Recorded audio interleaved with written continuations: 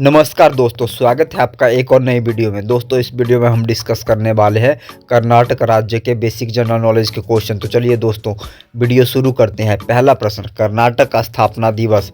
इसका सही जवाब है 1 नवंबर 1956 को।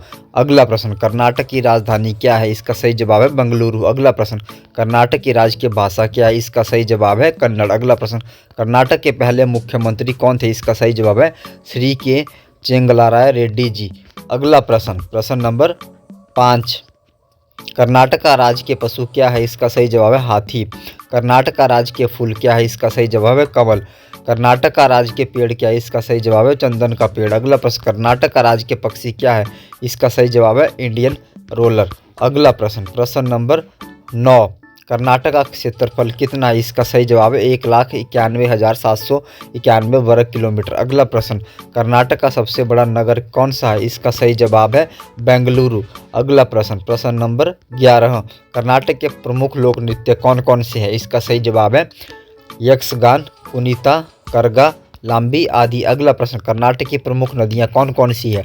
इसका सही जवाब है कावेरी, कृष्णा, तुंगभद्रा, सरस्वती, कालिंदी।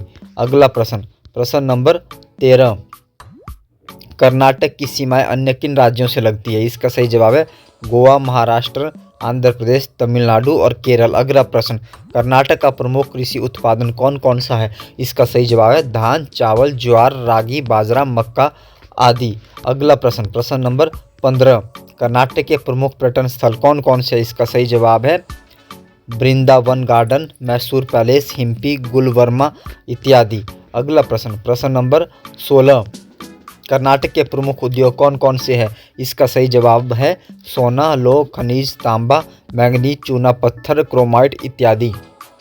कर्नाटक में जिलों की संख्या कितनी है? इसका सही जवाब है 31। अगला प्रश्न, कर्नाटक में लोकसभा की कितनी सीटें हैं? इसका सही जवाब है 28 सीटें हैं। अगला प्रश्न, प्रश्न नंबर 19, कर्नाटक में राज्यसभा की कितनी सीटें हैं? इसका सही जवाब है 12। बांदीपुर राष्ट्रीय उद्यान किस जिले में स्थित है? इसका सही जवाब है चामराजनगर जिला। अगला प्रश्न, किस वर्ष में बांदीपुर राष्ट्रीय उद्यान को बाघ आरक्षित वन के रूप में स्थापित किया गया? इसका सही जवाब है 1974 में स्थापित किया गया। अगला प्रश्न, प्रश्न नंबर 22, कर्नाटक के सबसे लंबे समय मुख्यमंत्री पद पर रहने वाले कौन है? इसका सही जवाब है डी देवराज उर्स। अगला प्रश्न, प्रश्न नंबर 23, किस पुस्तक के लिए कुवेंपु ने 1967 में ज्ञानपीठ पुरस्कार जीता था? इसका सही जवाब है श्री रामायण दर्शनम।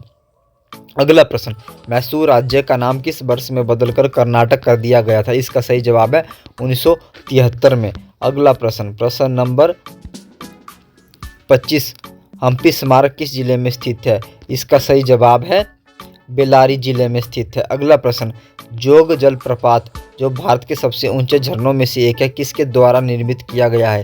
इसका सही जवाब है यह निर्मित किया गया है सरस्वती नदी के द्वारा। अगला प्रश्न, प्रश्न नंबर 27, कर्नाटक में राष्ट्रीय उद्यान की कुल कितनी संख्या है? इसका सही जवाब है 5। अगला प्रश्न, कर्नाटक से भारत रत्न पुरस्कार प्राप्त करने वाले पहले व्यक्ति कौन थे? इसका सही जवाब है विश्वेश्वरैया। अगला प्रश्न, प्रश्न नंबर 29, चौथा एंग्लो मैसूर युद्ध लड़े जाने के समय भारत के गवर्नर कौन थे? इसका सही जवाब है लॉर्ड वेलजली। अगला प्रश्न, कर्नाटक में कौन सी पूर्व में बहने वाली नदी है? इसका सही जवाब है तुंगा नदी।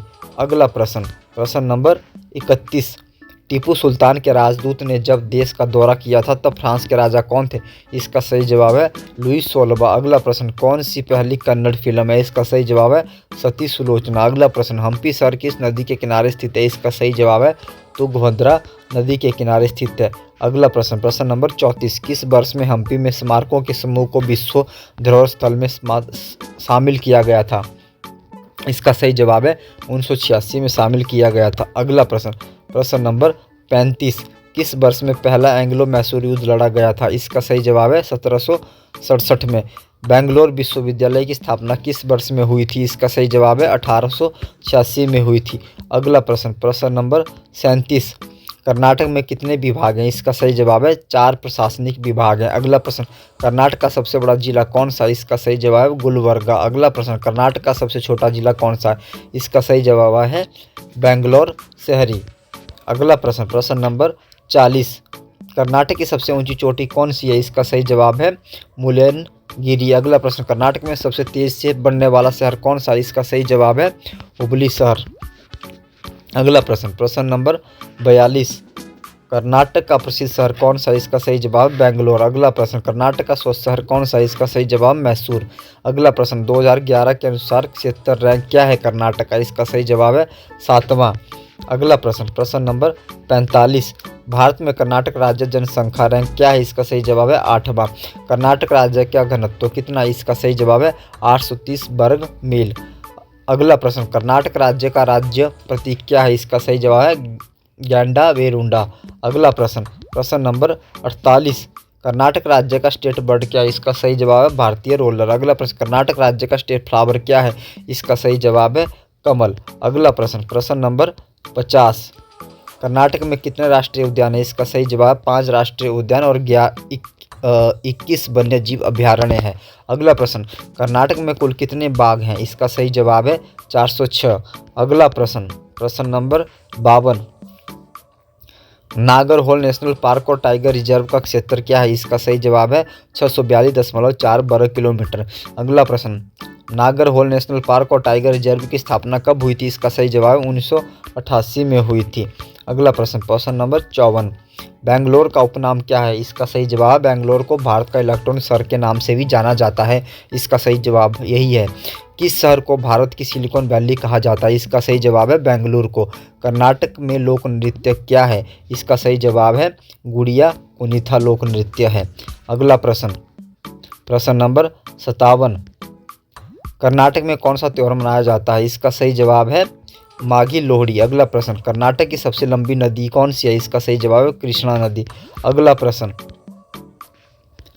कर्नाटक में किस नदी का जल मार्ग सबसे अधिक है? इसका सही जवाब है कावेरी नदी का। अगला प्रश्न, कर्नाटक का सबसे पुराना बांध कौन सा है? इसका सही जवाब है वाणी विलास सागर। प्यारे साथियों, अगर आपको यह वीडियो पसंद आई है तो वीडियो को लाइक करना ना भूलें और अगर आप चैनल पर नए हैं तो चैनल को भी जरूर सब्सक्राइब करें। धन्यवाद दोस्तों।